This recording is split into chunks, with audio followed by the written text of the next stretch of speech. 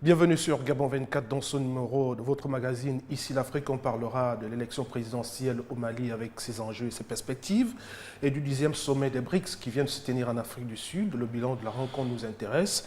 Et mes invités de plateau sont parfaits. Eto Edzina, spécialiste de géopolitique, et son acolyte Michel Ndoesso, expert en philosophie morale et politique. Monsieur, bonjour. Bonjour. On commence donc par le Mali avec la présidentielle à Bamako et dans tout le pays. Ils sont un peu plus de 8 millions d'électeurs investis de la lourde tâche de choisir le prochain président de la République malienne. Le scrutin s'est tenu ce dimanche 29 juillet. Le contexte sécuritaire du pays demeure encore instable, tandis que l'opposition a récemment fait monter la pression en dénonçant une vaste tentative de fraude. La campagne électorale s'est achevée sous haute tension pour une issue du scrutin que l'on espère apaiser pour tout le Mali sous la supervision de la communauté internationale. Suivez ce reportage. À la veille de la présidentielle au Mali, la mission d'observation de l'Union européenne s'est déployée dans le pays. Première escale, Mopti, au centre du pays, où ont récemment éclaté des conflits intercommunautaires. Mopti, c'est aussi un des défis de ces élections. Nous sommes dans un contexte assez particulier et il y a des violences intercommunautaires graves et préoccupantes et surtout aussi nous sommes devant des attaques extrémistes qui mettent en danger la vie de la population, qui mettent en danger aussi les représentants de l'administration locale, mais aussi tout un processus électoral. Une situation qui a plongé les populations dans la crainte, la sécurité étant le défi majeur de cette élection. On va voter, mais on a très peur. On a peur pour nos enfants, pour notre mari, les frères, nos frères, sœurs, tout. Parce qu'il y a tellement de danger ici, on ne sait pas quoi faire. On ne peut même pas dormir, on ne peut pas aller au marché, on ne peut pas aller derrière le fleuve, tout. Donc vraiment, nous, on a très peur. Outre le problème de sécurité, celui de la fiabilité du fichier électoral. Mais à quelques heures du scrutin, on se bouscule surtout pour récupérer sa carte d'électeur. Cette progression rapide de retrait des cartes attire notre attention et nous sommes en train de vérifier est-ce que les cartes aujourd'hui sont enlevées comme la loi le dit individuellement ou il y a des cas, des lieux où les cartes sont remises en nombre, soit à un chef de famille, soit à un chef de village. Les Maliens qui ont rendez-vous avec leur histoire ce 29 juillet devront choisir entre les 24 candidats en lice, dont le président sortant, Ibrahim Boubacar Keïta, et son principal opposant, Soumaïla Cissé, considérés comme favoris selon certaines tendances. De Bamako, quelqu'un qui a bien suivi ce processus électoral, il s'agit du directeur de l'information d'Africable Télévision, la première chaîne panafricaine de notre continent. Sékou Tangara est avec nous. Bonjour Sékou. Ismaël, bonjour. On va d'abord revenir à nos invités plateau avant de vous retrouver quelques instants encore. Alors, on sait qu'il y a 24 candidats en liste pour ce scrutin présidentiel au Mali. Pour certains, c'est un scrutin de la dernière chance. Est-ce que c'est ce qui fait monter la pression, Michel Ndoesso, pour qu'on en arrive à ce pic de tension qu'on a un peu rencontré ou dénoncé ça et là à l'intérieur du pays, comme ici à Libreville? Effectivement, le contexte de l'insécurité grandissante détermine forcément les enjeux de cette élection. Vous disiez tantôt qu'il y a 24 candidats, mais en réalité, on sait que c'est un duel. Nous allons tout droit vers un duel entre IBK et Soumaïla Cissé. Et ce qui est à comprendre, c'est que la pédagogie politique de ces deux mastodontes politiques, n'est-ce pas, déterminera forcément le climat qui va prévaloir à l'issue de l'annonce des résultats provisoires dans quelques jours. Voilà, on en reste là d'abord pour cette première grille d'analyse. Alors avec vous, parfait Eto Edzina, qu'est-ce qui est en jeu au cœur de cette élection présidentielle au Mali? On a l'impression qu'il s'agit là d'un jeu du kit ou double. Effectivement, et puis ce qui reste un peu déplorable dans cette crise, c'est qu'on a l'impression que le conflit ou bien la résolution des conflits passe forcément par ce leadership entre les hommes, alors que l'on fuit de près ou de loin la réalité existentielle, ça veut dire le chemin, la crise et l'insécurité. On est plutôt dans ce conflit de personnes et que le destin politique du Mali est, semble-t-il, lié à ces deux hommes que Michel Ndoesso venait de citer, sans pour autant parler de l'essentiel. L'essentiel, c'est quoi au Mali? Je pense que c'est une question sécuritaire. Il s'agira aussi de fédérer tous les Maliens parce qu'il y a comme un espace ici facturé et qui pourtant ne voit pas trop, ne montre pas trop l'enjeu. On sait que demain, la question principale sera donc de fédérer tous les Maliens. Sékou Tangara, je ne sais pas si vous suivez nos invités plateau. Alors, quelle est la préoccupation majeure aujourd'hui des Maliens qui se sont rendus aux urnes à Bamako, à l'intérieur du pays et même au niveau de la diaspora? Je suis en partie d'accord avec les invités sur le plateau. Au Mali, quand on essaie d'écouter l'opinion nationale, pour elle, il n'y a pas deux enjeux, il y en a un et un seul. C'est la sortie définitive de crise, puisqu'au Mali, on a l'impression que c'est un pays sous tutelle, avec cette convergence de forces étrangères, MINUSMA, Barkhane, G5 Sahel. Pour les Maliens, le quinquennat du président Ibrahim Boubacar Keïta, c'était pour fermer cette parenthèse-là, c'était une transition. Et malheureusement, avec la présence de ces forces étrangères-là, beaucoup de Maliens pensent que cette parenthèse n'est pas encore fermée. Et pour elle, l'enjeu principal de cette élection, c'est peut-être d'amorcer cette rupture-là pour que le Mali puisse être remis sur les deux pieds et que ce soit l'armée nationale elle seule qui puisse assurer la défense du territoire. Alors, une fois cet enjeu sécuritaire est cerné par l'électorat malien, on va revenir un peu à l'avènement de la démocratie dans votre pays. Les observateurs soulignent qu'un Malien sur deux s'est intéressé aux 5 derniers scrutins présidentiels. Est-ce que cette tendance est finalement invariable ou elle promet d'évoluer avec ce scrutin? Bon, si l'on se réfère au passé politique du Mali, tous les deux présidents qui étaient candidats à leur propre succession ont passé. En 2007, Samarou Toumani Touré également a rempilé pour son second mandat. Certains diront jamais 203. 2018, Ibeka candidat à sa propre succession. On verra si l'adage va se confirmer. Même si les contextes n'étaient pas les mêmes, puisque cette année quand même, le président Ibrahim Boubacar Keïta, qui est candidat à sa propre succession, fait face à une dizaine de ses anciens alliés qui étaient avec lui au niveau de la majorité présidentielle, mais qui se sont retournés, qui ont claqué la porte de cette majorité pour se présenter contre le président Ibrahim Boubacar Keïta lui-même. Donc oui, si l'on se réfère à votre question, le passé politique du Mali, des présidents candidats à leur propre succession ont rempilé. Et 2018, est-ce que ça va être confirmé? Peut-être la réponse à partir de 20h. À partir de 20h, dans quelques heures seulement, Sékou, vous ne le laissez pas parce qu'il y aura encore quelques préoccupations. Avant de clôturer ces débats sur le Mali, nous revenons avec nos invités plateau. Alors, président sortant, Sékou l'a dit tout à l'heure, se retrouve aujourd'hui face à lui quelques anciens lieutenants de ses précédents gouvernements. Alors, il est quand même soutenu par une coalition de 60 partis et associations. Mais est-ce qu'en face de lui, on peut lui redouter une opposition capable de le surprendre au deuxième tour? Oui, en cas de deuxième tour, et surtout si le discours, n'est-ce pas, de Ibeka n'est pas fédérateur, on peut redouter, n'est-ce pas, une mobilisation des forces adverses autour de Soumaïla Cissé qui pourra incarner, n'est-ce pas, une alternative. Mais la question centrale, celle que vous avez posée au départ, n'est-ce pas, celle de la capacité du peuple malien à espérer, n'est-ce pas, une fédération du territoire malien reste posée. Et moi, j'ai envie de dire, c'est à la fois l'élection de tous les espoirs, mais aussi de tous les risques. Est-ce qu'une possible tension post-électorale pourra faire l'oli à la recrudescence de ce que vous savez, n'est-ce pas, des affrontements intercommunautaires et surtout de l'implémentation des groupes djihadistes et terroristes au Mali? Donc, en fait, il y a ceux qui espèrent, il y a aussi ceux qui craignent. Ceux qui craignent, n'est-ce pas, qu'il n'y ait pas assez de pédagogie et que ce soit une élection à l'africaine une fois de plus. Alors, qu'il n'y ait pas assez de pédagogie autour, on peut comprendre aussi ce qui peut, par exemple, justifier les prises de position des uns des autres. Les adversaires du président Ibrahim Koulibaly estiment qu'il a fait un passage à vide au palais de Koulouba durant son premier mandat qui commence en 2013.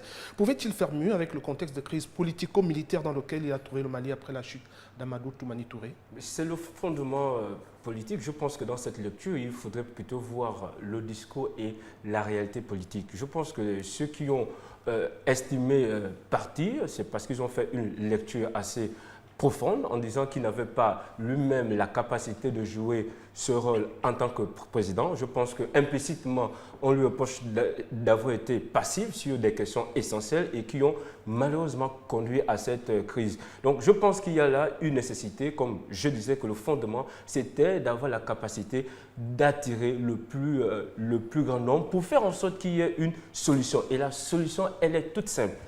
Pour éviter dans un système une force centripète, pour ne pas que les ethnies se battent, il faut plutôt dans la gestion du pouvoir ce que l'on appelle le savant dosage ethno-spatial. Or, la question Touareg, la question du centre et du nord, ce sont des questions qui sont restées pendantes. On a longtemps misé sur une élection. La question terminale était donc de savoir l'élection présidentielle est-elle une solution? Non, parce qu'il y a des réalités frappantes permanente qui fera en sorte que si on ne traite pas ces questions de fond entre Maliens et non la capacité des forces invisibles qui pourraient diviser pour régner, la question est là. A-t-il fédéré? Non. A-t-il permis à ce que les Maliens soient ensemble? Non. Je pense que ça a été ici un échec patent. Oui, Soumaïla Cissé, son principal challenger, croit que son heure a sonné, surtout qu'en 2013, il avait fait preuve de beaucoup d'élégance en reconnaissant la victoire d'Ibeka. Alors, sur quelle base pourrait-il être préféré des Maliens aux autres candidats en lice? On vous retrouve Sékou Tangara. Sur la base peut-être de son offre politique, sur la base de son projet, puisque cette fois-ci, Soumaïla, il a fait sortir un bilan, un programme chiffré, dans le temps et dans l'espace, donc à court, moyen et long terme. Et en réalité, beaucoup de Maliens qui voteraient Soumaïla Cissé cette année, ce ne serait pas pour voter pour Soumaïla, mais ce serait peut-être pour voter contre le président en exercice, parce que, comme on l'a dit, cette opinion pense que le bilan il est sécuritaire, ne comprend pas que pendant son quinquennat, le président ne puisse pas fouler le sol de Kidal. En 2013, pendant la campagne, le candidat Ibrahim Boubacar Keïta a pu se rendre à Kidal, mais une fois investi président de la République, il n'y a jamais mis pied. Et c'est 5 années après, à la faveur de cette élection présidentielle, qu'il y est retourné en tant que candidat à la présidentielle.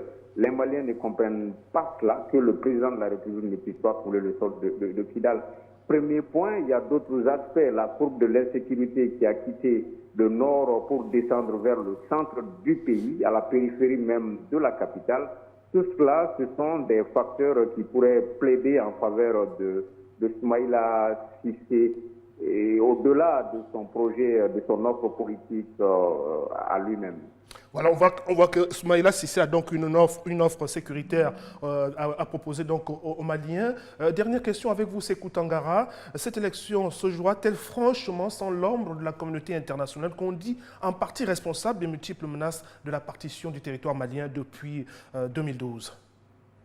Oui, il y a effectivement l'ombre de la communauté internationale. Lors des émissions spéciales présidentielles, lorsqu'on a posé la question à l'ensemble des candidats, dans quel laps de temps souhaite-t-il faire retourner ces forces étrangères au MINUSMA Barkhane, on a senti de la frilosité, on a senti de la prudence dans les réponses. C'est comme si il se disait, écoutez, il y a quelqu'un derrière nous. L'ombre de la communauté internationale, elle est là. Mais les électeurs eux-mêmes essaient de ne pas en tenir compte en faisant de la question une histoire d'orgueil, de fierté. Il faudrait qu'à partir de cette élection-là, elles puissent partir ces forces étrangères, que le Mali ne soit pas un pays sous tutelle. Tous les candidats, sans exception, sont prudents. À chaque fois que vous abordez avec eux la question de la France, de la MINUSMA ou de la communauté internationale. Merci Sékou Tangara. Je rappelle que nous avions en direct de Pamako, le directeur de l'information d'Africable Télévision. Merci pour votre contribution à ce débat, Sékou Tangara. À très vite. Merci Ismaël. Voilà, on revient donc sur ce plateau. Alors, quelle solution miracle pour sortir le Mali de ce bourbier, avec ou sans l'aide de la communauté internationale? Est-ce que d'ailleurs c'est possible? Oui, revenons à Ibeka, on pourra quand même lui reprocher. J'ai eu l'opportunité de jeter quelques coups d'œil dans son projet de société. On pourra quand même lui reprocher de s'enorgueillir, n'est-ce pas, d'avoir militarisé remilitariser l'armée malienne. Mais la solution à l'unification du Mali, ce n'est pas simplement une solution militaire. Il a manqué, et franchement il faut le dire, il a manqué au président sortant la qualité ou alors l'étoffe de médiateur. On n'a pas ressenti en lui, effectivement, ce rapprochement avec les fractions rebelles. Parce que ceux qui se sont rebellés depuis 2012 ont des questions qu'ils ont posées sur la table. Vous aurez pu, n'est-ce pas, réexhumer l'accord d'Alger, n'est-ce pas, qui a mis sur la table des négociations le pouvoir malien et les représentants des fractions. Vous faites bien d'en parler, en une émission on ne peut pas tout aborder, bien entendu. Tout à fait, voilà. Tout à fait. Mais il se trouve que, n'est-ce pas, les principales résolutions de cet accord d'Alger, qui notamment impliquait une meilleure redistribution, et là nous touchons, ou alors je dévance les enjeux économiques de cette élection, il y avait la question de la meilleure redistribution des richesses du pays. On a observé que le pouvoir sortant a été très lent, sinon muet, sur certaines questions centrales qui auraient pu accélérer le processus de pacification. Mais il y a un gros point d'interrogation sur la future présidence du président sortant, d'autant plus que certains sondages, encore qu'il faut se méfier de, n'est-ce pas, de cet outil-là, la plupart des sondages lui donnent vainqueur au second tour. Maintenant, il va quand même falloir qu'on interroge s'il y a possibilité d'une mue interne de la personnalité politique du président sortant. Est-ce qu'il va comprendre les revendications de ces Maliens d'en face qui se sont opposés à son programme de gouvernance lors de son dernier passage à la présidence? Alors, vous comprenez bien le reproche qui est fait aujourd'hui par certains observateurs comme Michel Ndonguesso, que le président malien, président sortant, n'a pas trop misé sur la médiation avec les protagonistes de la crise au nord. Est-ce qu'il est possible, dans le contexte malien actuel, de discuter avec des gens qui n'ont que pour seul langage les armes? Il est possible parce que, comme il le disait, et je voudrais parler un peu de l'argument politique, c'est-à-dire c'est la notion de représentation, parce qu'il faut ici analyser le contexte historique pour mieux appréhender les faits. Il se trouve que malheureusement, on a longtemps pensé que le Mali était un espace facturé et donc il y a eu cette accumulation d'impairs, ce regard repoussoir vis-à-vis de ceux du Nord. Donc il y a un besoin pressant, c'est-à-dire la possibilité de changer la donne, non pas matérialiser ou bien construire le Mali en fonction des instruments occidentaux du Mali. Il faut repenser le Mali à partir de l'intérieur, ça veut dire le fondement enseigne. Il faut accepter tout le monde. Le problème de la crise, c'est parce que, semble-t-il, le Nord n'a jamais bénéficié ou bien ne participe pas au pouvoir. Donc la question de la construction ou de la consolidation passe par un appel qui pourrait faire en sorte que ceux du Nord, du Centre et du Sud puissent se retrouver pour construire ensemble un Mali. Or, la carte géopolitique imposée par le Mali depuis 1960 ne permet plus, et elle a épousé l'ère du temps. La question centrale, c'est une prise de conscience. Il faut revoir le Mali à partir des Maliens eux-mêmes. Comment construire demain? Je pense c'est en invitant tout le monde. Est-ce que cette crise que traverse le Mali depuis pratiquement 6 ans aujourd'hui ne dépasse pas les Maliens eux-mêmes au point de solliciter l'aide de la communauté internationale? Oui, allons-y. D'accord, et je voudrais, parce qu'il faut savoir que dans l'étude d'un conflit, il faut dissocier les acteurs endogènes et les acteurs exogènes. Il se trouve que dans l'histoire, justement, la France-Afrique a contribué a mis en place une certaine ethnie, parce qu'il y a une histoire politique qui fait que certains sont au pouvoir et certains sont plutôt marginalisés. Et je parlais de la carte imposée. Et je pense qu'il y a là une idée de rupture mentale et même épistémologique dans la façon de voir comment l'on doit construire nos États, non plus en fonction de ce que l'on a pensé pour nos États, maintenant en fonction de ce que les Maliens pourront penser de leur avenir. Donc il faut renverser, il y a une inversion de la carte qui s'impose. Il faudrait que IBK, si demain il est réélu, comprenne la nécessité d'appeler tous les fils du Mali pour qu'il y ait une forme de paix, une forme de stabilité. Et la stabilité ne passera que par le fait que l'on invite les Touaregs à la construction du Mali. Est-ce que cette élection, et je réitère là une question que je posais à l'instant à Sékou Tangara, est-ce que cette élection ou alors l'enjeu sécuritaire se fera sans l'ombre de la communauté internationale? Est-ce que cette élection va se jouer sans l'ombre de la communauté internationale, allais-je dire? Ombre ou spectre, mais nous avons une malicieuse habitude, c'est-à-dire de résumer la communauté internationale à l'interventionnisme occidental, la France, l'ONU étant, n'est-ce pas, les principaux cités. Mais je pense que, et c'est là je voudrais mettre à contribution la question des réfugiés maliens. Maliens qui sont au nombre de 140 000 repartis, n'est-ce pas, dans les régions environnantes. Donc je voudrais mettre à contribution effectivement les partenaires communautaires de l'État malien dans la gestion effectivement de ce qui certainement pourra s'apparenter après l'élection comme une crise. Il va falloir que la communauté des États, n'est-ce pas, de l'Afrique de l'Ouest intègre le processus électoral, c'est-à-dire, j'espère qu'ils l'ont fait avant l'élection, ils le feront certainement pendant, mais aussi après l'élection. Et surtout pour régler la question, comme je le dis, ce n'est pas une question à reléguer au second plan, la question des réfugiés maliens, qui est une question centrale. Maintenant, quant à la France, Ismaël, permettez-moi, quant à la France, je n'ai rien contre ce que notre, n'est-ce pas, ancien colonisateur vient nous aider à régler nos conflits, mais on l'a vu en Centrafrique, chez nous, dans notre sous-région, l'interventionnisme de l'armée française a tendance souvent à exacerber les fractions entre les communautés, n'est-ce pas, autochtones. Donc, lorsqu'on a recours systématiquement à la France, ce n'est pas la solution, puisque la solution à la crise n'est pas militaire, je l'ai dit tantôt, la solution à la crise, c'est aussi la réconciliation. Et il ne peut y avoir réconciliation pour emprunter, n'est-ce pas, la posture de Parfait Zotina, que sauf si les acteurs, n'est-ce pas, sont prioritairement endogènes. Voilà, justement, la mission d'observation des élections au Mali souhaite que ce scrutin consacre la fête de la démocratie au Mali. Est-ce possible? Oui, je voudrais, et dans cette approche, je pense qu'il y a une évolution politique et il y a aussi une maturité des Maliens. Et je pense que la démocratie voudrait qu'il y ait une transparence, mais aussi qu'il y ait une participation, parce qu'on ne peut parler de démocratie s'il n'y a pas de participation. Je pense que dans ces zones dites rouges, comme au nord, comme au centre, qui sont des zones perturbées, je pense qu'il y aura une sérénité et que les Maliens pourraient voter. Je voudrais ici rappeler que l'élection du Mali concerne avant tout les Maliens.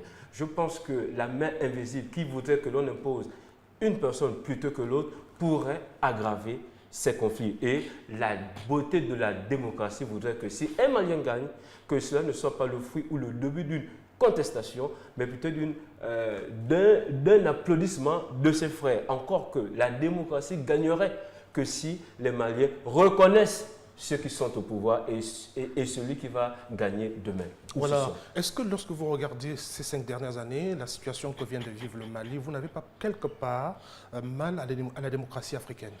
Oui, j'ai mal.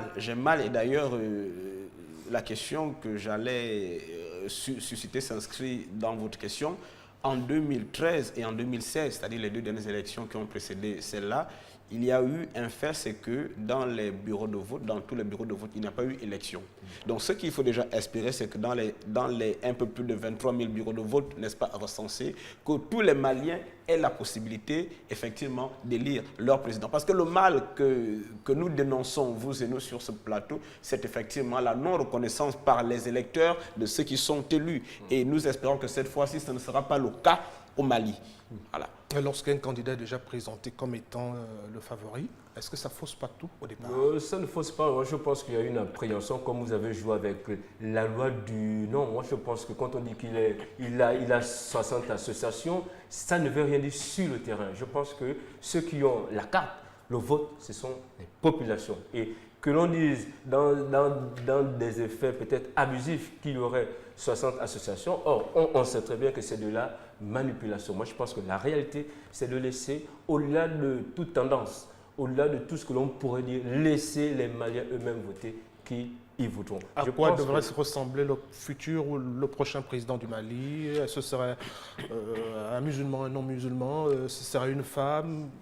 Ce serait quoi? Justement, si l'on veut réconcilier le territoire malien, il va falloir, n'est-ce pas, que l'on ne se fie pas aux colorations ethnico-tribales, voire religieuses, mais conférant à ce futur président, qu'il s'agisse, n'est-ce pas, de la reconduction du sortant ou effectivement de l'avènement d'un nouveau président, conférons-lui la qualité de médiateur, de quelqu'un qui est à l'écoute, qui ne compte pas simplement sur le soutien que lui apporterait la France et l'ONU, le soutien militaire et économique, mais qui a la possibilité de descendre, n'est-ce pas, dans toutes les villes du Mali, dans tous les territoires, d'aller à Tombouctou au nord, de rencontrer, n'est-ce pas, les rebelles, de discuter et enfin de discuter. Oui, effectivement. Et je voudrais dire, c'est quoi son portrait robot pour vous? Son portrait robot, c'est un Malien qui pensera aux Maliens d'abord. Je pense que le meilleur portrait, c'est celui qui n'appartient à aucune province, à aucune ethnie, à aucune région. C'est celui qui sera, comme je disais, que nous sommes dans une période post-crise, c'est celui qui saura fédérer les Maliens, faire en sorte que les Maliens se reconnaissent, non pas par leur appartenance, non pas par leur religion, encore moins par leur ethnie. Je pense que ce qui a un peu phagocyté ou bien fragilisé l'équilibre ethno-spatial, c'est le fait que l'on ait considéré des éléments qui pourraient aggraver un peu, structurer un peu la crise. Je pense que le porteur rebelle, c'est le Malien de tous les Maliens. Voilà, c'est ce que nous souhaitons donc à l'issue de ce scrutin présidentiel en cours au Mali. Madame, Monsieur, à ce stade du débat, nous allons marquer une pause et derrière, nous allons parler du 10e sommet des BRICS.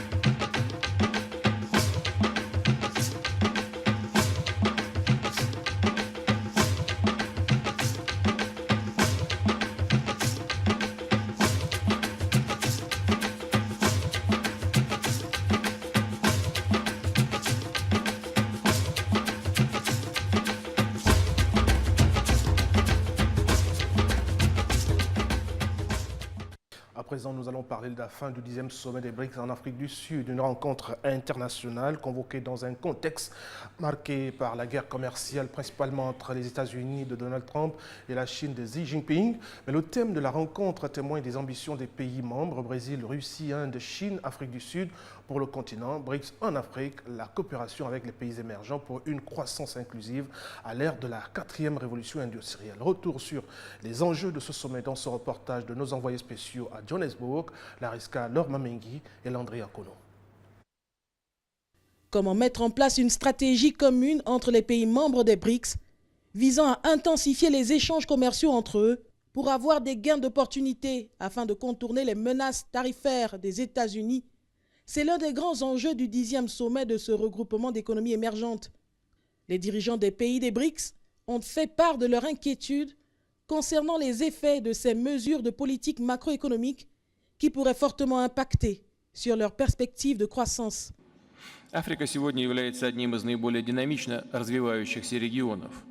L'Afrique est aujourd'hui l'une des régions les plus dynamiques de la course estimée en 2050. Le nombre d'habitants du continent est de 2,5 milliards de personnes. Le niveau d'urbanisation devrait faire passer la proportion de la population vivant dans les villes à 60% d'ici 2050. États africains argentés sont similaires à bien des égards et les tâches de développement. Le système de commerce multilatéral fait face à des défis sans précédent, d'où l'importance d'une économie mondiale ouverte qui permette à tous les pays et tous les peuples de partager les bénéfices de la mondialisation.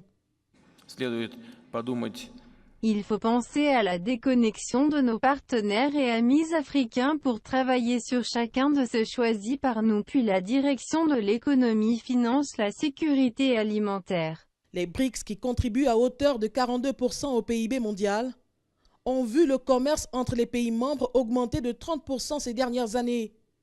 Un partenariat qui devrait s'intensifier avec d'autres accords stratégiques pour faire de la prochaine décennie des BRICS une autre décennie en or. Voilà pour la perspective. Willy Ontia vient de nous rejoindre par téléphone dans cette émission. Willy Ontia, bonjour. Oui, bonjour monsieur. Je rappelle que vous êtes un expert financier gabonais très au fait des questions économiques à l'échelle continentale et internationale. Merci de nous rejoindre. Quel bilan dressez-vous de ce sommet des BRICS en termes d'accords signés et des projets de traité d'élargissement au club à de nouveaux membres et à la création d'une agence de notation des BRICS qui n'ont pas été discutées pourtant à l'ordre du jour des précédents sommets? Écoutez, je crois que je vous remercie déjà de m'avoir invité à m'exprimer sur ce sujet. Ce que je peux dire, c'est que le bilan est très favorable vu le contexte macroéconomique international, qui est un contexte tendu par la guerre commerciale qui s'opère aujourd'hui entre les États-Unis et la deuxième puissance économique, la Chine aujourd'hui, dans un contexte où les marchés des matières premières sont plutôt perturbés. L'union sacrée entre les pays du BRICS est une bonne nouvelle pour l'économie mondiale. Ouais, bonne nouvelle pour l'économie mondiale. À ce stade du débat, il n'y a que des traités sont restés en pan et pourtant ils ont fait l'objet des précédents sommets. Qu'est-ce qui est positif pour l'Afrique dans ce qui a été décidé au sommet donc, de l'Afrique du Sud? Voilà, déjà élargir la base des pays de BRICS à de nouveaux pays, dont des zones économiques africaines, comme la CEAC pour le Gabon, où nous avons été hautement représentés par le chef de l'État, Ali Bongo Ondimba, est une bonne chose pour tirer l'économie africaine vers la croissance économique des BRICS. Il faut savoir que, en moyenne, la croissance dans les pays des BRICS est supérieure à la moyenne mondiale et à la moyenne des pays du G6. Donc la croissance est plus forte dans ces six pays-là, et le fait de s'arrimer à cette zone est pour nous, pour les pays africains, une opportunité, des opportunités financières et des opportunités commerciales. Il faut savoir que les pays des BRICS, ils ont créé entre eux une banque d'investissement, équivalent de la Banque mondiale, mais pour les pays des BRICS. Donc il y a là un mécanisme qui a été mis en place, qui peut être aussi un mécanisme utile pour aider les pays africains à sortir de la crise financière que connaissent un certain nombre de pays, dont le Gabon, par exemple. William Tia, vous ne nous quittez pas, vous allez rester avec nous le temps de vous inviter à suivre cet autre reportage présent donc à ce sommet aux côtés de ses pairs africains de l'Asie et de l'Occident. Le président gabonais et président en exercice de la CAC, Ali Bongo Ondimba, a en tout état de cause, lors de ce 10e sommet des BRICS, invité l'ensemble des pays émergents à soutenir le développement du continent et celui de la communauté des États de l'Afrique centrale en particulier. On suit ce reportage. À l'heure de la 4e révolution industrielle, les pays de la sous-région d'Afrique centrale sont prêts à s'engager dans un partenariat gagnant-gagnant avec les BRICS, dans un modèle de coopération sud-sud inclusif, durable et ambitieux pour une prospérité partagée. Dixit Ali Bongo Ondimba, président de la République gabonaise, président en exercice de la CEAC, lors du 10e sommet des BRICS à Johannesburg. C'est pourquoi la consolidation des partenariats entre les pays membres des BRICS et les pays membres de la CEAC me paraît nécessaire. Ainsi, pour la CEAC, l'afflux de capitaux en provenance des BRICS contribuerait fortement à la transformation structurelle de nos économies afin de les adapter aux exigences du moment et d'améliorer leur résilience face à la 4e révolution industrielle. Avec un peu plus de 160 millions de consommateurs, la zone Afrique centrale est à n'en point douter un marché prometteur doté d'abondantes ressources naturelles. L'expérience des BRICS montre qu'ils ont su diversifier leurs économies et s'intégrer dans un monde globalisé grâce à une nouvelle organisation de leur secteur productif qui favorise notamment l'implantation de zones économiques spéciales et autres pôles de développement. Afin de soutenir leurs actions, les BRICS ont créé il y a quelques années la nouvelle banque de développement, d'où le souhait d'Ali Bongo Ondimba de voir se développer une étroite collaboration entre cette entité financière et les pays membres de la communauté économique des États de l'Afrique centrale, afin de financer des travaux d'infrastructure et des projets de développement durable. Avant de revenir à vous, Willy Ontia, nous avons deux invités sur ce plateau qui ne sont pas les experts en la matière, mais qui ont quand même leur point de vue à donner en tant qu'observateurs de l'actualité internationale. Alors, je commence avec vous, Parfait Edouetina. Lorsque vous observez tout ce qui s'est dit en Afrique du Sud, lorsque vous observez le groupe des BRICS, est-ce que ces pays ont un agenda commun pour l'Afrique avec une réelle ambition de développer notre continent? Oui, bon, il faut savoir que même si le réalisme nous amène à parler que chaque État a d'abord pour objectif sa propre résilience, ça veut dire que dans la notion de puissance, les États se battent pour asseoir, pour dominer d'autres secteurs. Mais la convergence est ici améliorée parce qu'on voit dans ce bloc la capacité d'amener les plus faibles. Et dans ces 5 États, vous voyez très bien que ce sont des pays qui ont réussi dans leur zone. Et ce sont des pays qui pourraient traiter de manière à ce que l'Afrique puisse connaître une émergence. Ça veut dire essayer d'identifier et de quantifier les problèmes qui manquent en Afrique. Ça veut dire les problèmes d'ordre infrastructurel, structurel, de façon à ce que l'aide, puisqu'il s'agit de l'aide, les Africains ont une vision. Malheureusement, il manque peut-être un financement et je pense que ces 5 États pourront permettre à ce que l'Afrique puisse avancer et ce, de manière commune. Comment éviter un partenariat de dupes entre les BRICS et les États africains, partenariat que les États africains ont par exemple eu souvent avec l'Occident? N'ayons pas peur. Non, mais écoutez, M. Bianzé, soyons un peu sincères sur la question. Je voudrais d'abord commencer par déconstruire le concept des BRICS, parce qu'en réalité, lorsqu'on parle des BRICS, Brésil, Russie, Inde, Chine, Afrique du Sud, il faut tout de suite dire qu'en réalité, c'est la Chine qui se cache derrière les BRICS. Et même dans les relations avec l'Afrique, la Chine, c'est un volume de commerce de 100 milliards de dollars avec l'Afrique. Derrière, vous avez l'Inde, à peu près 58 milliards. Le Brésil, la Russie et l'Afrique du Sud ne représentent pas franchement grand-chose comparé à ce que la Chine a avec l'Afrique comme échange économique. Et donc, en fait, dans la philosophie des BRICS, il s'agit pour la Chine de se constituer en tant qu'alternative à l'impérialisme américain. Vous l'avez tellement situé avec brio au départ, c'est-à-dire que la Chine et les USA sont dans une guerre économique, l'administration de Trump prônant plutôt un isolationnisme ou alors, d'autres termes, un protectionnisme. Alors donc, la Chine se positionne ou tente de se positionner en alternative. Et la question que vous posez, elle est tellement centrale que je ne voudrais pas biaiser là-dessus. Qu'est-ce que l'Afrique gagne, n'est-ce pas, en renégociant les partenariats avec les BRICS? Mais monsieur Parfait, l'Afrique n'a pas besoin d'aide. Pour parler comme Landrine Dounou de l'ENES, il faut aider l'aide à aider l'Afrique. Ce n'est pas un problème de financement. Nous avons eu assez de financement avec les institutions de Bretton Woods. L'Afrique a un problème d'orientation de l'aide, donc des financements. Est-ce que nous sommes sûrs que nos États ont déjà atteint la maturité politique pour faire un usage rationnel de ce que nous pouvons recevoir comme aide financière avec les États des BRICS, notamment avec la Chine, parce qu'il faut le dire, il s'agit clairement de la Chine. Je voudrais calmer le jeu. Alors, il s'agit quand même de dire que nous... Et jusque-là, vous jouez seul. Et il faut quand même dire qu'en réalité, ce qu'on attend de nos chefs d'État, c'est d'aller à l'école de ce qui a fait la réussite, n'est-ce pas, de ces 5 États cités. Parce que la Chine a quand même une histoire. Ce sont des États, permettez-moi Ismaël, qui étaient récemment classés dans l'hémisphère politique du tiers-monde. Aujourd'hui, on parle de miracles chinois, on parle de miracles indiens. Ça veut dire qu'il y a eu une école. Donc, nos chefs d'État doivent amener leur peuple à aller à l'école. Je crois que c'est ce qui se fait en ce moment, sauf à penser le contraire avec Willy Ontia qui est toujours au téléphone. Est-ce que, sur la base de ce que vous venez d'écouter sur ce plateau, ces États qui composent aujourd'hui les BRICS ont une réelle ambition de développer notre continent? Je crois que les BRICS aujourd'hui, c'est quoi? C'est le Brésil, c'est la première économie d'Amérique latine. C'est la Russie qui est une très grande économie au niveau européen. C'est l'Inde qui est l'une des premières économies au niveau du continent asiatique. Donc vous voyez bien qu'on a là des puissances économiques importantes qui ont opéré une mutation de leur économie en mettant en place un certain nombre de réformes engagées. Ces réformes engagées tournaient autour de l'adoption de l'économie de marché, de l'éducation, de l'investissement direct étranger et de la création d'entreprises.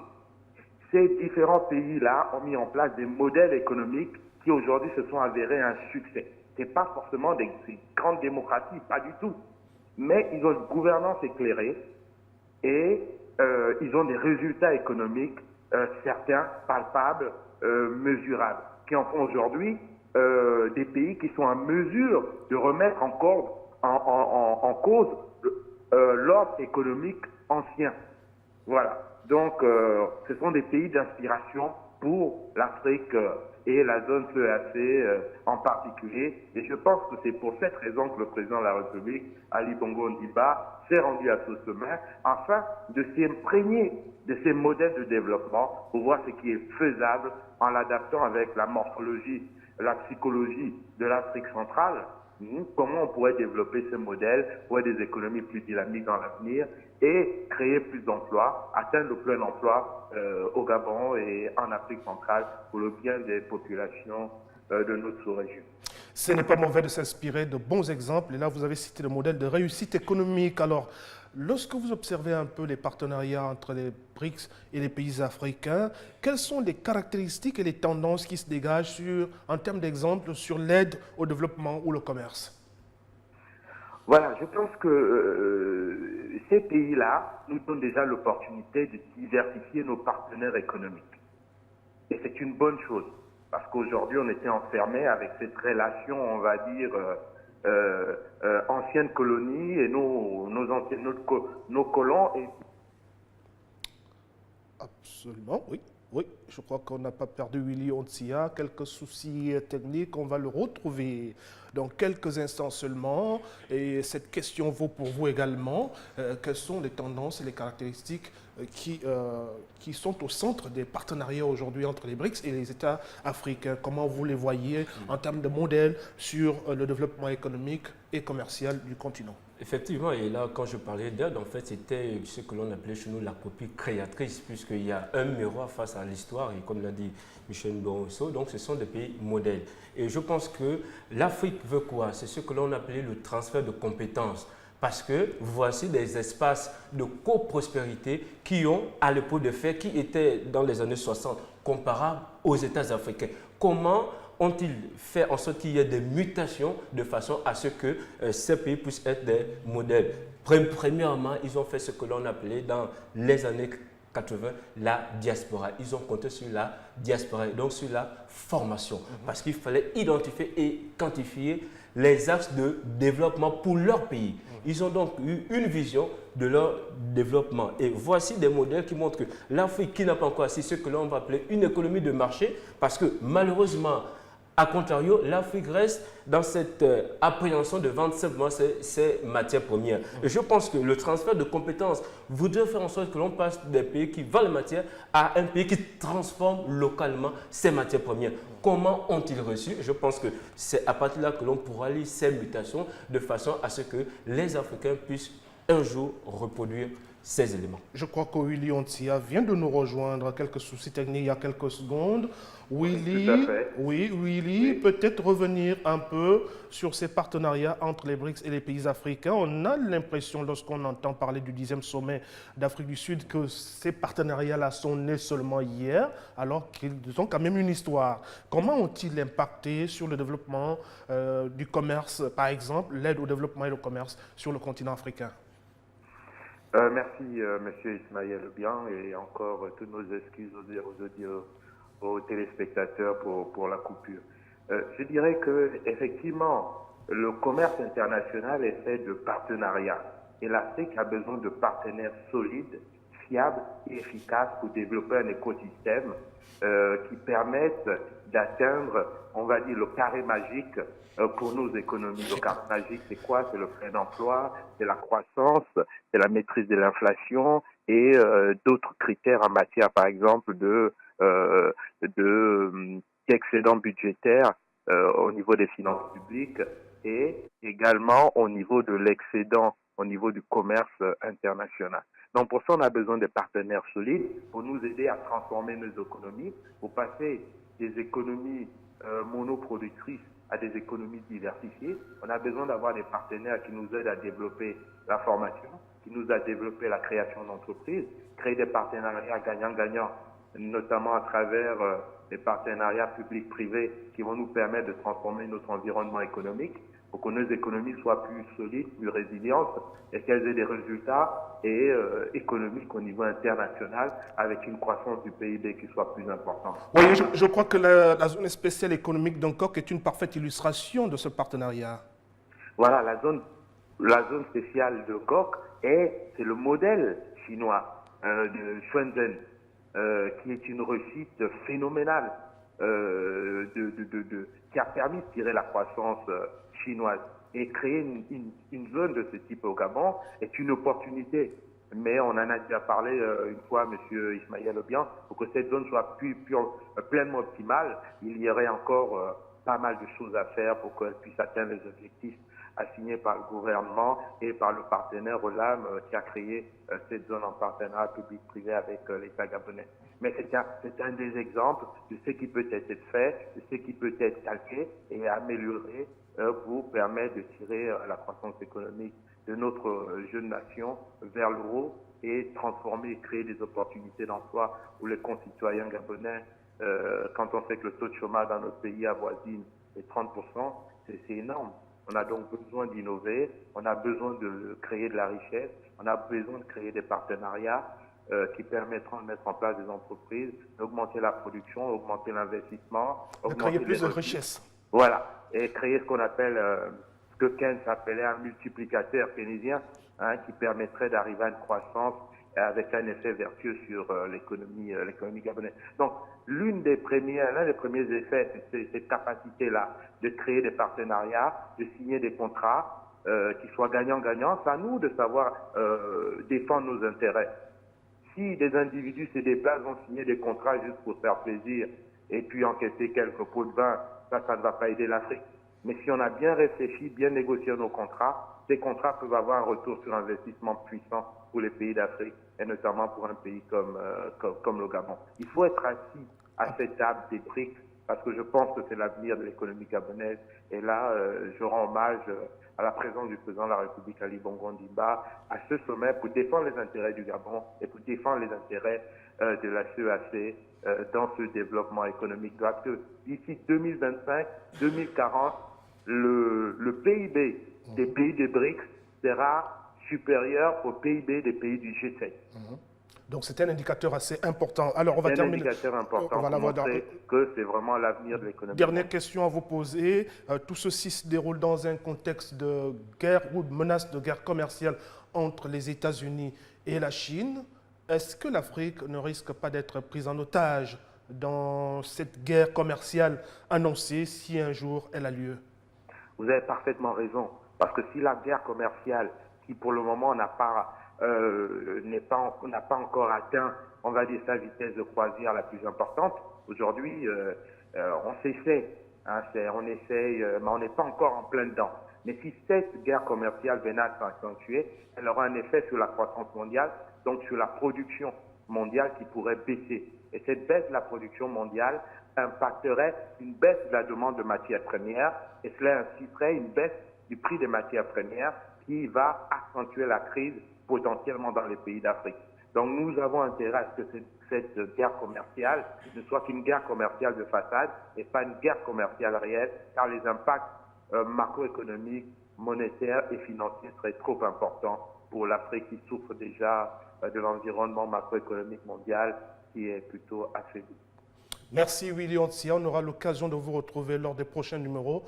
D'ici l'Afrique, on va terminer avec cette dernière question. Que vous inspire cette menace de guerre commerciale entre les États-Unis et la Chine? Vous me permettez en quelques secondes avant de répondre, n'est-ce pas, de chuter à cette question, il faut quand même saluer le dynamisme, n'est-ce pas, diplomatique du chef de l'État. D'après tout, la diversification des partenariats ne sera jamais un mal.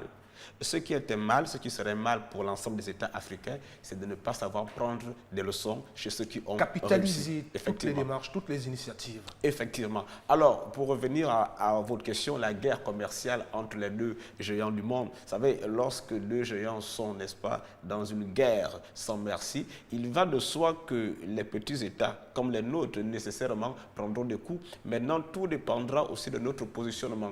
Et c'est dans cette logique, comme je le disais tantôt, qu'il faut saluer, n'est-ce pas, les initiatives d'anticipation prises par, effectivement, certains gouvernements pour, effectivement, amoindrir les possibles risques liés à l'isolationnisme de l'administration Trump. Et dans cette posture-là, je pense que le chef de l'État est sur une bonne voie, à condition que nos gouvernements capitalisent cet acquis-là.